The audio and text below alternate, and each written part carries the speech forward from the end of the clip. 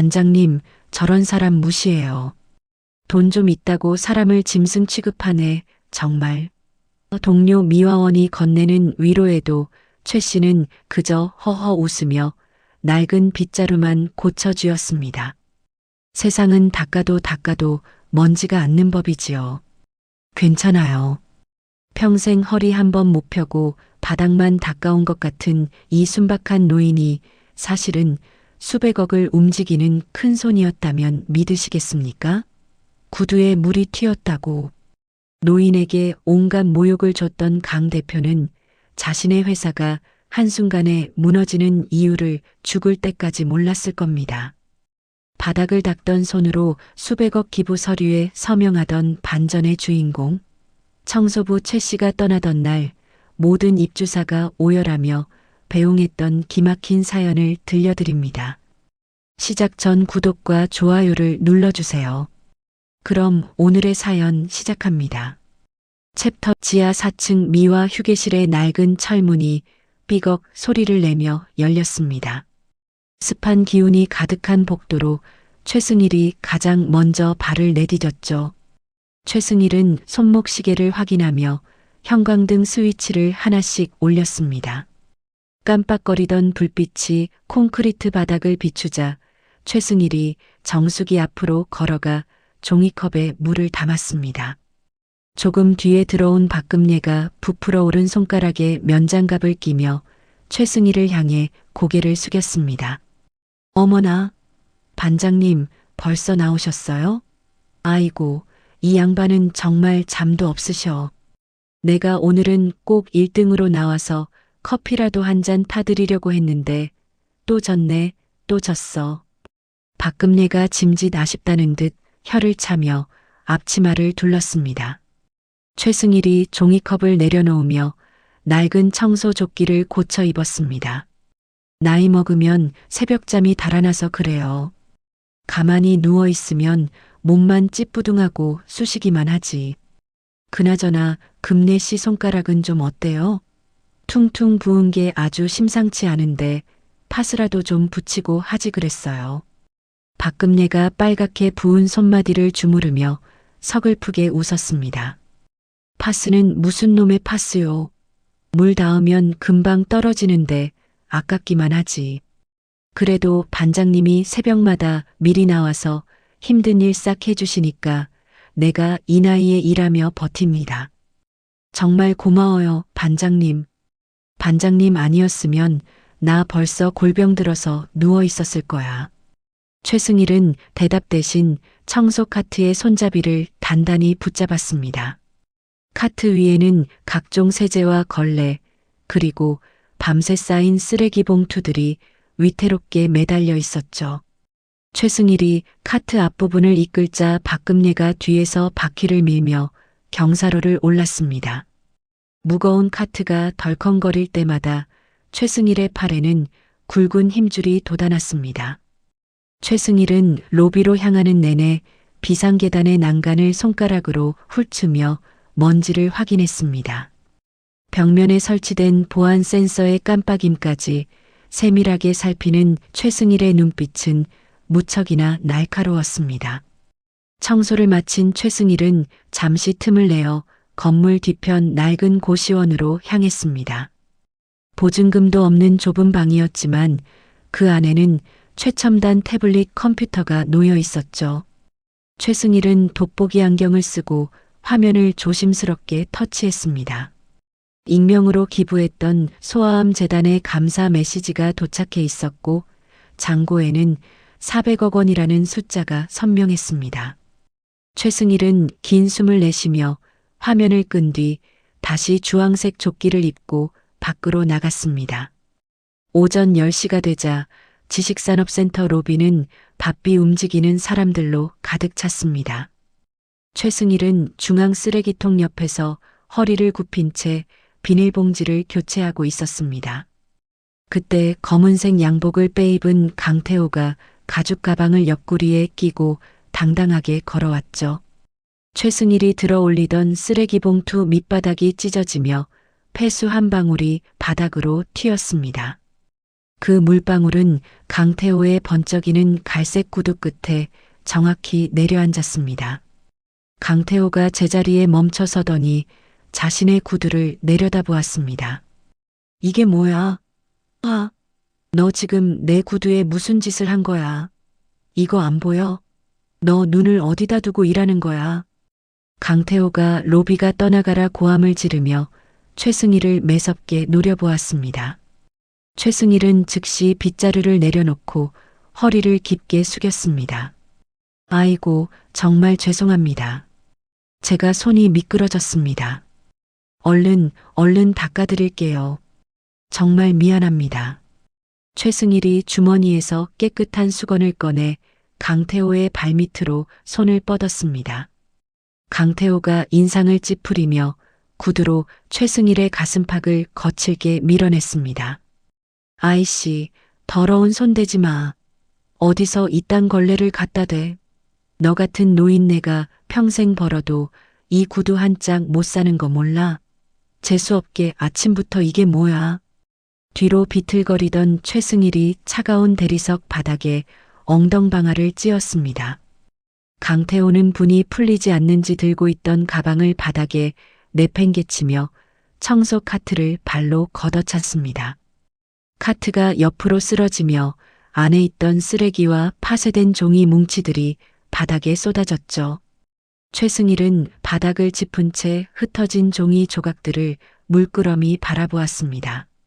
종이 조각에는 이중장부라는 단어와 자금 세탁이라는 글자가 선명하게 박혀 있었습니다. 강태호가 씩씩거리며 최승일의 얼굴 앞에 손가락질을 했습니다. 관리소장 어디 갔어? 당장 튀어오라고 해. 이런 무식한 노인네가 로비에서 설쳐대니까 건물격이 떨어지는 거야. 오늘 당장 짐 싸서 내쫓아버려. 내 눈앞에 다시는 안 보이게 하라고.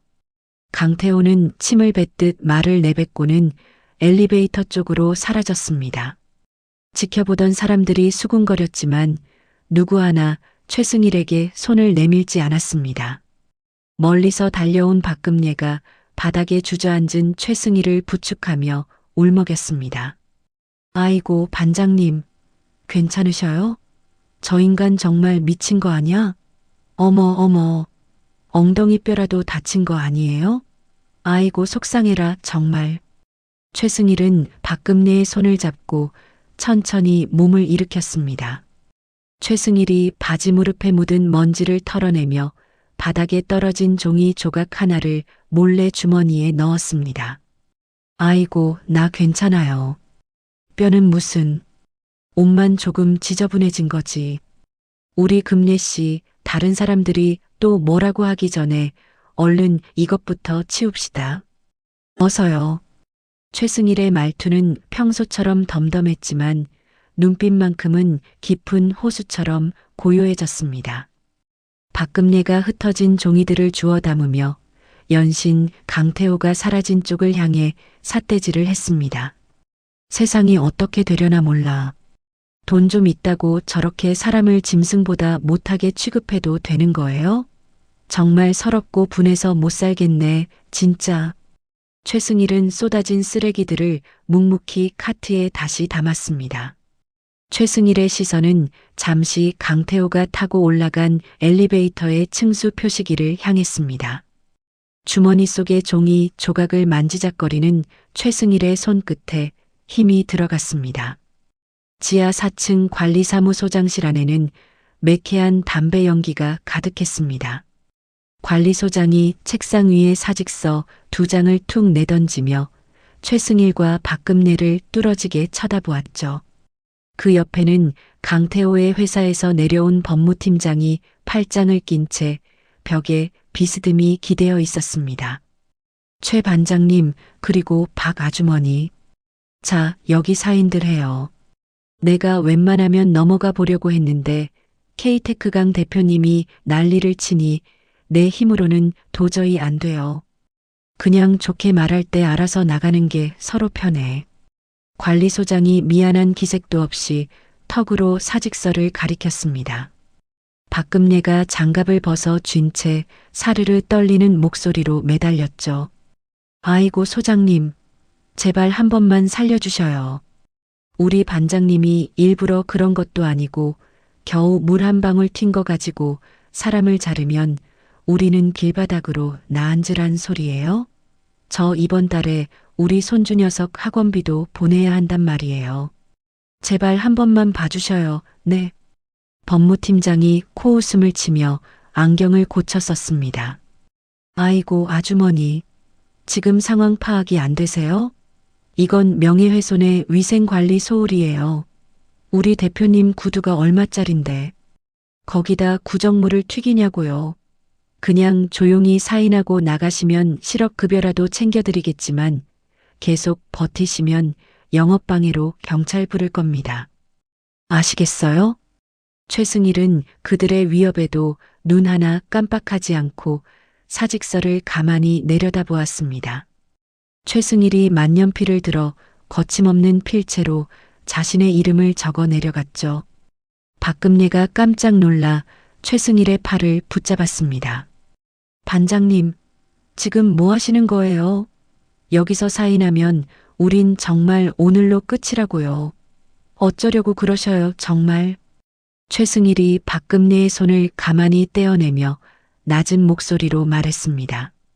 금례 씨, 그냥 사인하세요. 오물이 잔뜩 묻은 곳에서는 더 이상 빗자루를 잡을 필요가 없습니다. 내가 다 생각이 있으니 나 믿고 사인해요.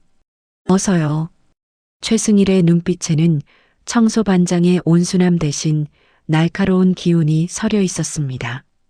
박금례는 홀린 듯 사직서에 이름을 적었고 두 사람은 사물함을 비운 채 건물 밖으로 나왔습니다. 최승일은 울먹이는 박금례의 손에 택시비를 쥐어주며 안심시켰죠. 금례 씨, 딴 생각하지 말고 며칠만 집에서 푹 쉬고 계셔요. 내가 조만간 다시 부를 테니까 아무 걱정 말고 기다려요. 알았죠? 박금례를 보낸 최승일은 곧장 인근의 낡은 고시원으로 향했습니다. 최승일은 땀냄새 배어있는 청소복을 벗어 던지고 정갈하게 관리된 남색 코트를 입었습니다. 잠시 후 최승일이 도착한 곳은 국내 최대 자산운용사인 골든 트러스트 본사였습니다. 보안 요원들이 앞을 막아섰지만 최승일이 지갑에서 검은색 카드를 꺼내 보여주었죠. 보안 요원이 사색이 되어 무전을 치는 사이 전용 엘리베이터 문이 열렸습니다. 대표 이현우가 넥타이도 제대로 매지 못한 채 헐떡이며 뛰어내려왔습니다. 회장님, 아이고 회장님, 예고도 없이 어쩐 일이십니까? 연락이라도 주셨으면 제가 마중 나갔을 텐데 여기까지 어찌 오셨습니까? 이현우가 허리를 90도로 꺾자 로비에 있던 직원들이 가던 길을 멈추고 입을 벌렸습니다. 최승일은 이현우의 부축을 받으며 최상층 집무실로 성큼성큼 걸어갔습니다. 최승일이 자리에 앉자마자 주머니에서 아까 주었던 종이 조각을 테이블에 올렸습니다. 강태호, 이 친구가 지식산업센터에 입주해 있더군. 아주 아나무인이야. 이 종이 좀 봐. 이중 장부 냄새가 진동을 해. 딱 3시간 줄 테니까 자금 흐름 싹 파악해서 보고하게. 그리고 그 센터 관리하는 놈들 지분 구조도 다 가져오고. 당장. 최승일의 명령에는 수조 원을 움직이던 거물 투자가의 위험이 서려 있었습니다. 지하에서 쫓겨난 노인이 지상의 권력을 움직이기 시작한 순간이었습니다. 지식산업센터 로비는 K테크의 투자 유치 기념식으로 축제 분위기가 가득했습니다.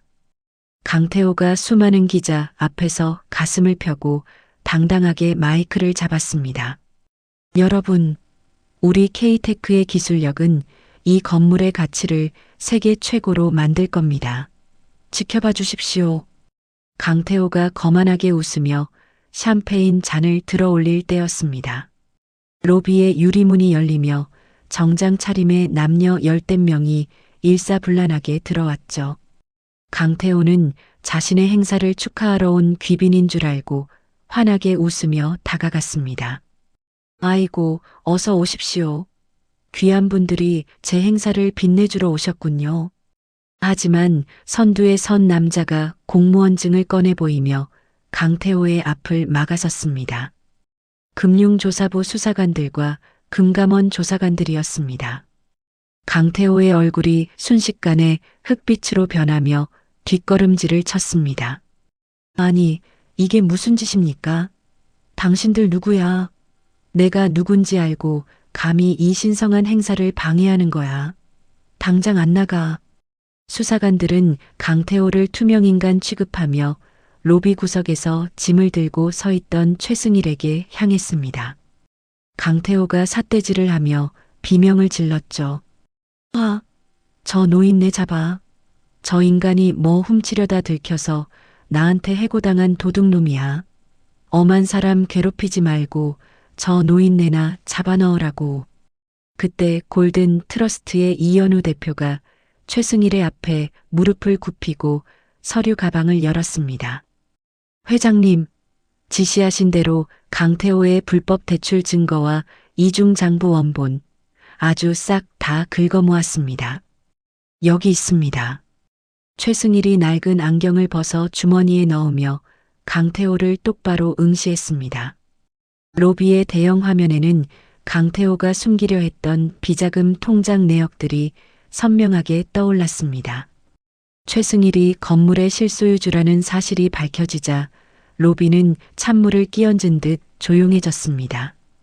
강태호는 다리에 힘이 풀린 듯 자리에 주저앉아 입만 벙긋거렸습니다. 최승일은 아수라장이 된 로비를 뒤로하고 박금례가 입원한 병원으로 향했습니다. 최승일이 병실 문을 열자 최고급 침대에 누워있던 박금례가 깜짝 놀라 일어났죠. 어머나 반장님, 여긴 웬일이셔요? 아니, 그리고 여기가 어디예요? 전 그냥 어지러워서 잠깐 쉰 것뿐인데 병실이 왜 이렇게 화려해? 나 이런 데 있을 돈 없어요. 최승일이 박금례의 투박한 손을 잡으며 인자하게 웃었습니다. 금례 씨, 이제 아무 걱정 마세요. 내가 다 해결했으니까.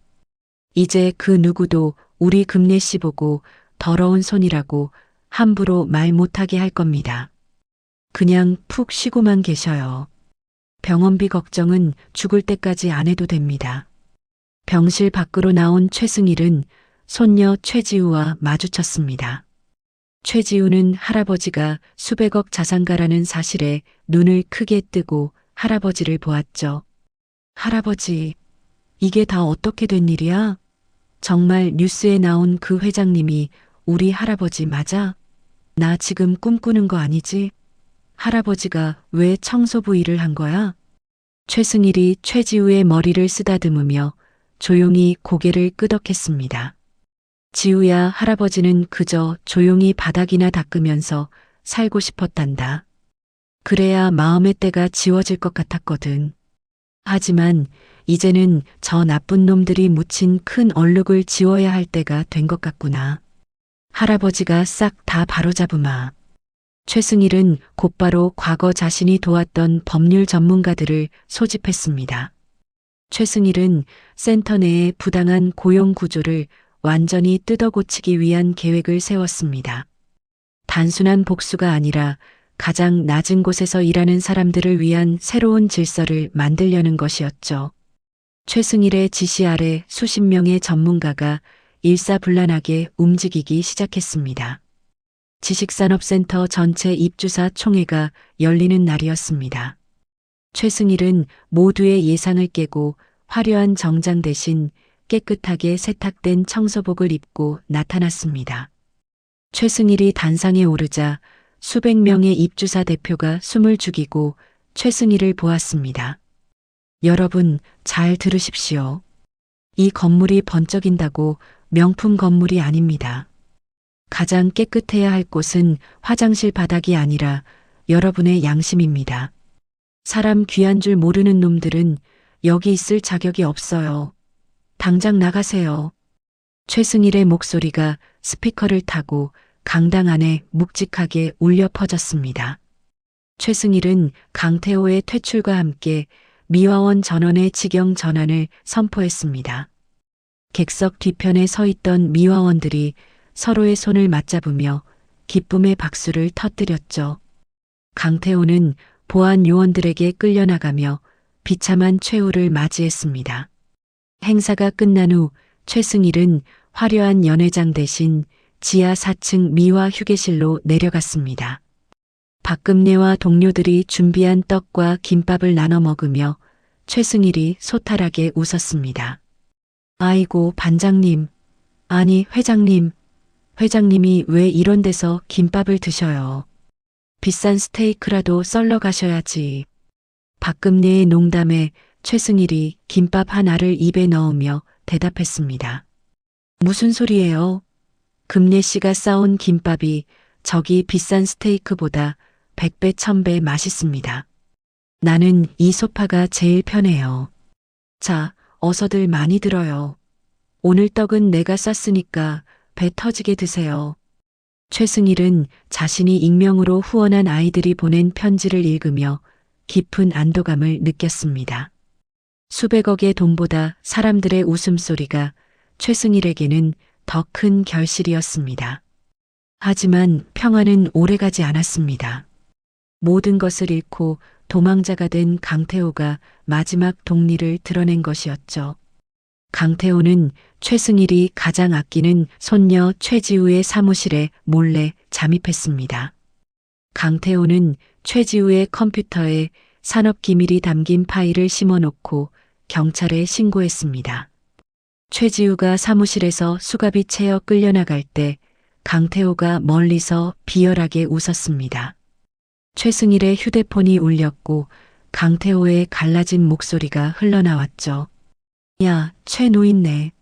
내 손녀가 지금 수갑 차고 가는 거 봤어? 영웅 놀이 하니까 좋아. 내 손녀 평생 감옥에서 썩게 하고 싶지 않으면 당장 내가 시키는 대로 해. 모든 고소 취하하고 내 돈 다 돌려놔. 알았어? 최승일이 주먹을 꽉 쥐며 창밖을 보았습니다. 동시에 인터넷에는 최승일의 기부금이 비자금 세탁용이었다는 가짜 뉴스가 퍼졌습니다. 평생 쌓아온 최승일의 명예가 한순간에 흙탕물 속에 처박히고 말았습니다. 믿었던 사람들마저 최승일에게 돌을 던지기 시작했고 최승일은 사면초가에 몰렸습니다. 챕터 7 두 번째 위기에 대한 해소 및 해결. 최승일은 침착하게 책상 서랍에서 낡은 수첩 하나를 꺼냈습니다. 그 수첩에는 최승일이 청소반장으로 일하며 매일 기록했던 작업 일지가 적혀 있었죠. 최승일은 일지를 넘기며 강태호가 최지우의 사무실에 몰래 들어갔던 날짜를 찾아냈습니다. 여보게 현우. 내가 청소하면서 매일 점검했던 그 구역 보안 기록 좀 싹 가져오게. 하나도 빠짐없이. 내가 그때 센서 고장났다고 메모 남긴 날짜랑 딱 맞을 거야. 최승일은 자신이 직접 점검하며 고쳐두었던 보안 카메라에 숨겨진 영상을 확보했습니다. 그 영상에는 강태호가 가짜 카드로 문을 열고 들어가 파일을 씹는 장면이 고스란히 찍혀 있었죠. 최승일은 이 영상을 언론사에 뿌리는 대신 검찰에 직접 제출했습니다. 최지우는 무혐의로 풀려났고 강태호는 공항에서 밀항을 시도하다 체포되었습니다. 가짜 뉴스를 퍼뜨린 언론사들은 줄줄이 사과문을 올리며 고개를 숙였습니다. 최승일은 강태호의 남은 재산을 모두 압류하여 미화원 복지기금으로 돌렸습니다. 최승일은 무릎을 꿇고 비는 강태호를 차갑게 내려다보며 말했습니다. 야, 이 사람아. 내가 뭘 했어. 진짜 오물은 닦는 게 아니라 싹 치워버려야 한다고 했지? 너는 이제 이 세상 밖으로 나올 생각 마라. 평생 반성하면서 살아. 폭풍이 지나간 지식산업센터에 다시 아침이 찾아왔습니다. 강태호의 회사가 있던 자리에는 새로운 벤처 기업들이 들어섰고 로비는 활기로 넘쳤죠. 사람들은 최승일이 이제 화려한 회장실에 앉아 있을 거라 생각했습니다. 하지만 새벽 6시 정각 지하 4층 휴게실 문이 어김없이 열렸습니다. 최승일은 바랜 주황색 조끼를 입고 낡은 빗자루를 손에 쥐었습니다. 최승일이 로비 바닥을 쓸고 있을 때 미화 팀장이 된 박금래가 커피 2잔을 들고 다가왔습니다. 회장님, 아니 반장님, 이제 이런 굳은 일은 젊은 애들 시키시고 회장실 가서 에어컨 바람 좀 쐬셔요. 왜 자꾸 고생을 사서 하셔, 정말. 최승일이 커피 한 모금을 마시며 유리창 너머로 떠오르는 해를 보았습니다. 금례 씨, 그게 무슨 소리예요? 세상은 매일 닦지 않으면 금방 녹이 슬고 먼지가 쌓이는 법이에요. 내 마음도 그렇고 이 건물도 그렇고요. 난 여기가 제일 마음 편해요. 자, 커피 잘 마실게요. 멀리서 최지우가 도시락을 들고 할아버지를 향해 환하게 손을 흔들며 뛰어왔습니다. 할아버지, 내가 맛있는 거 싸왔어. 얼른 먹고 해. 오늘은 할아버지 좋아하는 멸치볶음 했어. 최승일은 손녀를 향해 마주 손을 흔들어 준 뒤 다시 고개를 숙여 작은 얼룩을 닦아냈습니다. 가장 낮은 곳에서 세상을 빛나게 만드는 최승일의 빗자루 소리가 로비에 울려 퍼졌습니다. 그의 구분 등 위로 쏟아지는 아침 햇살이 그 어느 보석보다 눈부시게 빛나고 있었습니다. 클로징 멘트. 오늘 지식산업센터의 낮은 곳에서 세상을 닦으며 탐욕에 찌든 이들에게 진정한 품격이 무엇인지 보여준 최승일 어르신의 사연 어떻게 들으셨나요? 우리 주변에도 이름도 없이 빛도 없이 묵묵히 자신의 자리를 지키는 수많은 분이 계십니다. 남들이 알아주지 않아도 때로는 누군가에게 무시를 당해도 묵묵히 빗자루를 드는 그분들의 손이 사실은 이 세상을 가장 깨끗하게 지탱하는 귀한 손이라는 사실을 다시금 깨닫게 됩니다. 가진 것이 많다고 고개를 빳빳이 들었던 강태호 같은 사람이 결국 비참한 최후를 맞이한 것을 보며 참된 불안 통장의 잔고가 아니라 그 마음의 깊이에 있다는 것을 느낍니다. 최 어르신처럼 남을 위해 흘려보낼 줄 아는 넉넉한 마음이 우리